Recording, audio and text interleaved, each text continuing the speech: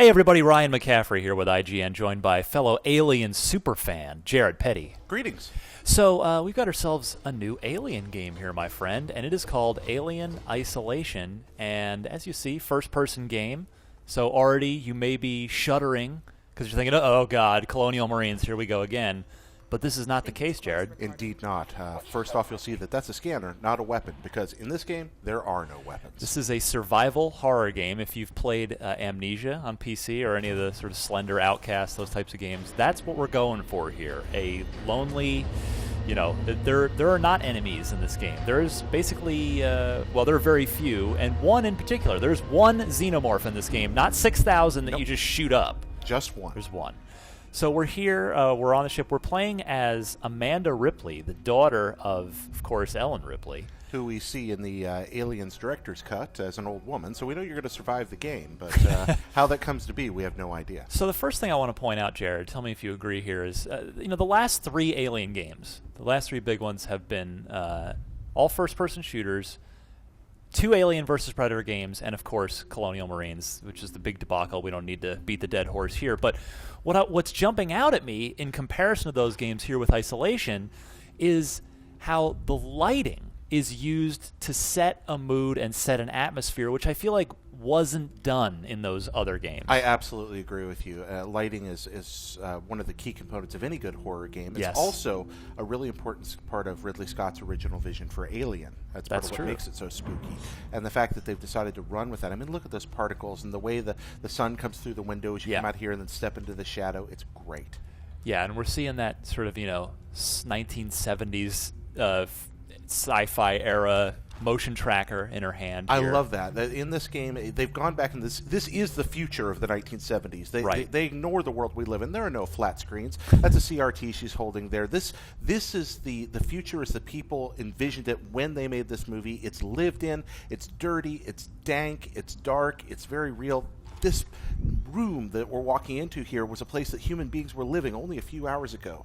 Now it's vacant and empty, and it's just something really chilling about that. Yeah, and speaking of which, so let's stay quiet for a minute here as she starts to explore the next room and is looking around, seeing if there's a xenomorph, and let's let you soak in a little bit of the atmosphere.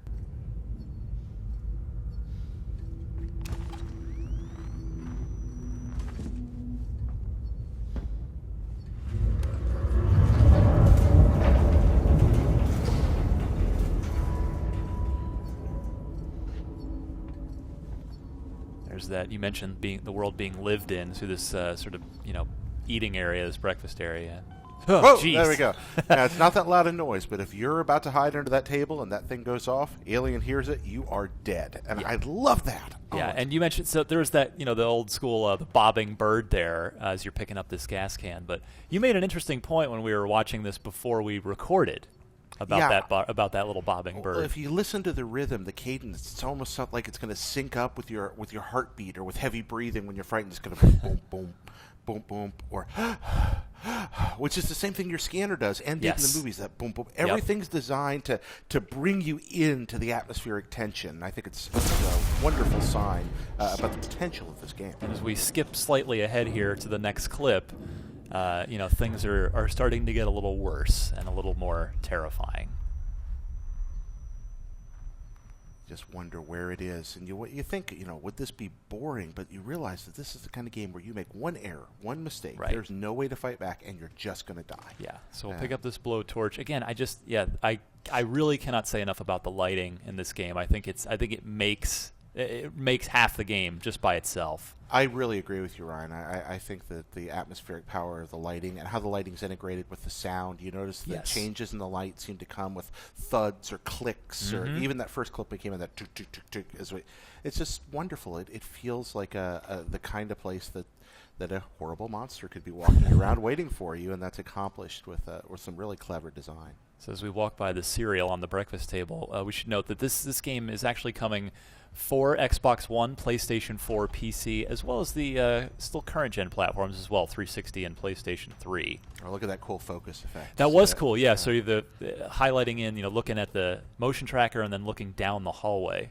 We're a couple of minutes into this now. We haven't seen a single alien, just a shadow going by, but the threat of it's there. It's the presence of something that you know is just out of sight. And that's the whole game. You know, is you're only going to see one alien, the one xenomorph. And by the time you see him, you're in trouble.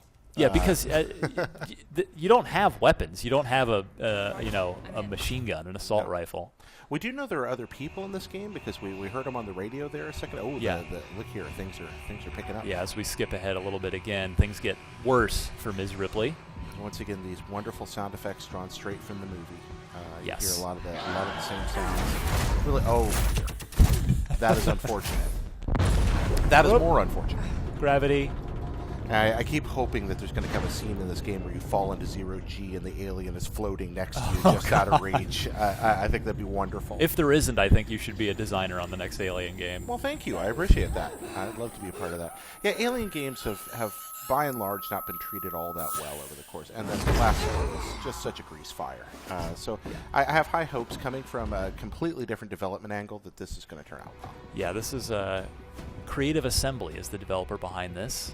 Nothing to do with the developers of the last couple Alien games. I like how this one also goes back to the mythos again of Ridley Scott. So many of the Alien games have been based on James Cameron's Aliens. vision, or later. A wonderful movie, a spectacular movie, as a matter of fact. So we have a blip on the radar, and that's not good. No, He's closer. He's close. He's closer. Maybe you should not peek out. No, that's an alien. Don't do that. That's an alien. You're going to want to play this game in the dark. Oh dear. With the surround sound cranked up or headphones. Absolutely. And you're not going to airlock. No, it's going to grab you. You fell down. Oh dear. So again, Alien Isolation due fall 2014 as we fast forward to the final clip of being stuck in the room with it as you're trying to get to the airlock and blow the pressure out. Exactly. An atmospheric equalization's taking place, so you can't go anywhere. You're just stuck in a room with this thing. I love this. Great tension. This is the polar thematic opposite of the last few Alien games, and I think that's a good thing. It's a good fit for this IP and for this franchise. Absolutely. And games out in the fall, we're going to have a ton more on this in the months leading up to its fall release right here on IG.